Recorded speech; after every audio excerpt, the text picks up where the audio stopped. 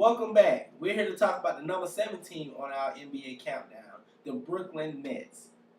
They had one heck of an offseason. They acquired Kevin Garnett, Paul Pierce, Andre Kirilenko, Jason Terry, more so his mouth than his game, Allen Anderson, Sean Livingston, and Jason Kidd is a rookie head coach.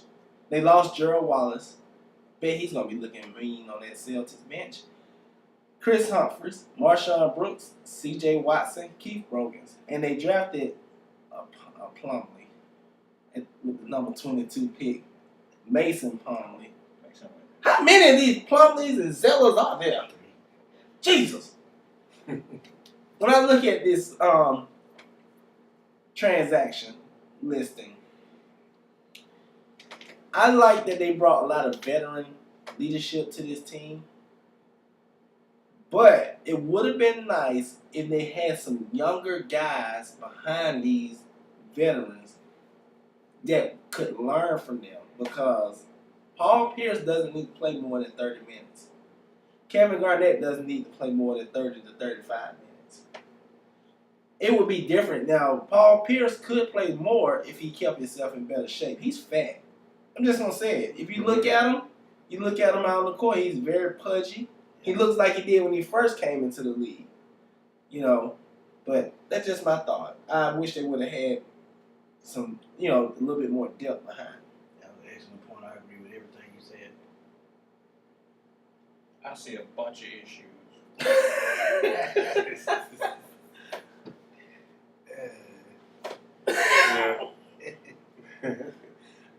This team got really old. They got very experienced, but they got really old. And I know we banking on experience, but age is a factor. Being 18. All right, well, let's take a look at this ancient rotation. Got Brook Lopez starting at center. Yeah, Kevin Garnett starting at power forward. Can't wait to see those Brooklyn versus Detroit games. Garnett and Villanueva. Paul Pierce at small forward. Joe Johnson at shooting guard, and Jerron Williams at point guard. Rest of the rotation is Andre Kirilenko, Jason Terry, Andre Blatch, Sean Livingston, and Reggie Evans. This is a good rotation 5 years ago. But I do think they will make some noise in the playoffs, because Kevin Garnett, as much as I am not a fan of his, I respect the heck out of him, and I know how much heart and guts he has, even though I think he talks too much and he does not like Cheerios. But I know he's going to play hard. Paul Pierce, I know he's going to play hard. The little time that they have. Joe Johnson, he's the best player on the team, and I don't know if that's a good thing or a bad thing. And the only thing I got to add to what you're saying is, with the rotation, is what do Blatch and Reggie Evans fit in? How much playing time each one of them get? Because they vying for the same position. They'll get a lot, because Blatch can play 3 positions. Yeah. My only issue here is, as much as I like the truth and I respect his game, Don't tell a lie. Andre Kirilenko should be starting at small forward. And the only reason I say that is because they need someone who can earn defensive stops outside of Kevin Garnett.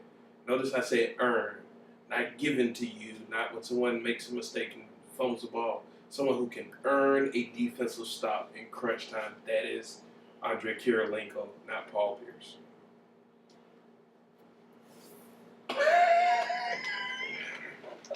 This is what I see. I see we got a head coach that's best friends with a point guard. A point guard that's going to take advantage of that.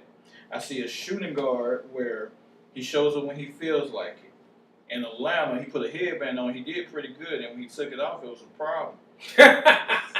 I see a small forward, a power forward, even a guard that come off the bench, and also Andre Kirilenko, which all 4 are. They should be available to get AARP. And not only that, I can actually see the 3 that I named going to try to run the team the way they want to run the team. And I think what's going to hurt so bad about them trying to run it, it's going to hurt Brook Lopez, where he might feel like he had to stay. He might have to take a step back. You got Sean Livingston that got injured, where he didn't turn out to be that 6'7" point guard we was actually looking for due to that injury. Like I said before, I see a lot of issues. Okay. Player of interest. Oh, Brook Lopez. I Oh, mean, I really like this guy, but he has to jump up his rebounding numbers. I think God. he hovers below 7 rebounds a game. He's got to get around 8.5 for this team to really do some damage. But I still like him. The boy dominates on the inside, and he's got a nice jump hook. I say Brook Lopez too. He did not plan to his potential. He can be much more deadly if he wanted to. Mine is Brook Lopez for the same 2 reasons, pretty much. My guy is Andre Blatch. He's going to get a lot of playing time. It's going to is what is he going to do with it? He got his contract. And it has been proven when he gets his contract, he kind of just chills. Yeah. So, will he accept the challenge of playing 3 positions off the bench? Will he be effective? You know, it's a lot of things there with him. He's probably, from a talent standpoint, probably the most talented person on this roster. Yeah, because he played multiple positions. From a potential standpoint. Let's move on. But what is he going to do? I don't think he'll ever meet his full potential, but he has the opportunity to cement himself as a viable NBA player with this roster. Final thoughts on the Brooklyn Nets. Brooklyn, son. Brooklyn Nets could sneak up on Chicago. But my issue is not during the regular season with this team. I think we all know that they're going to make playoffs. The issue is age and the playoffs. What are you going to do when Kevin Garnett has to pull a 40-minute game? That's what I want to know.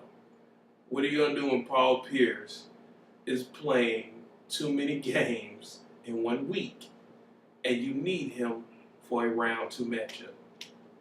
Those are the questions you got to answer. My outlook gonna be, how can they get over the egos? Who egos just gonna be the elephant in the room? If they keep their egos under control, I think they'll, like Mike said, sneak up on Chicago or New York.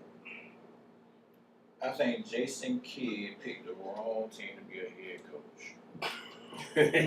I think I understand that you and Darren Williams actually wanted to play together. They was going back and forth. See, about a year ago.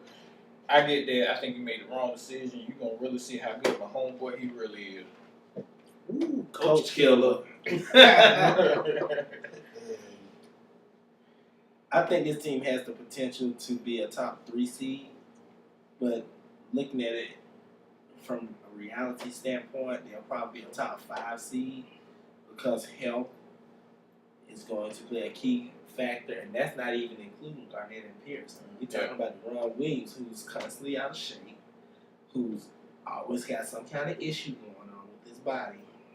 So it really hinges upon Jason Kidd figuring out how to manage minutes, and it also hinges upon Joe Johnson accepting the fact that he's probably the best player on this team, and what is he going to do with that? Good point. And That mean, huh? Jason Kidd better keep that gas money in his pocket. I know that when the playoffs come. Well, with that being said, we're going to leave Brooklyn and we're going to some big lights. The stars are out. They love to come out. Stay tuned. See what we're talking about. We'll be back.